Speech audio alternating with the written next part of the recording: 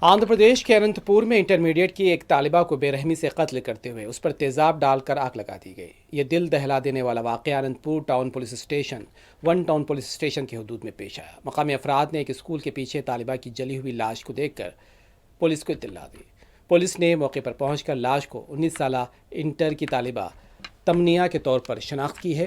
ابتدائی تحقیقات میں پتہ چلا ہے کہ حملہ وروں نے طالبہ کے پر حملہ کرتے ہوئے اس پر تیزاب ڈال دیا تھا، آگ لگا دی تھی، جس سے اس کا پورا جسم جھلس کر خاکستر ہو گیا۔ متاثرہ طالبہ کے والدین نے ایک ہفتے قبل ون ٹاؤن پولیس اسٹیشن میں بیٹی کی گمشدگی کی رپورٹ درج کروائی تھی، لیکن والدین کا کہنا ہے کہ پولیس نے ان کی شکایت کو سنجیدگی سے نہیں لیا، جس کی وجہ سے ان کی بیٹی کا قتل ہو گیا۔